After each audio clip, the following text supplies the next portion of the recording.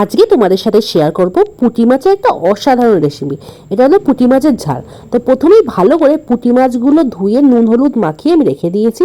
তারপর তেলে ভালো করে বেশ কড়া করে ভাজতে হবে। কড়া করে ভেজে নেবার পর সেই তেলের মধ্যেই কালো জিরে, দুটো শুকনো লঙ্কা আর কুচো পেঁয়াজ দিয়ে, মানে পেঁয়াজ কুচিয়ে ভালো করে এগুলো ভেজে নিয়েছি। ভেজে নেওয়ার পর অ্যাড করেছি দুটো কাঁচা লঙ্কা।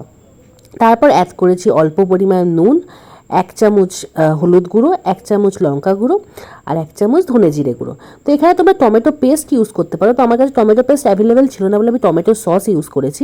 ইউজ করার পর বেশ মাখো মাখো করে ভেজে নিয়ে তারপর জল অ্যাড করেছি। তো জল অ্যাড করার পর যখন একটু হালকা হালকা ফুট ধরলো তখন সেই পুঁটি মাছগুলোকে দিয়ে দিলাম। পুঁটি মাছগুলো দিয়ে দেওয়ার পর হালকা মাখো মাখো যখন হলো তখন নামিয়ে দিলাম। এইভাবেই তৈরি হলো আমাদের পুঁটি মাছের ঝাল।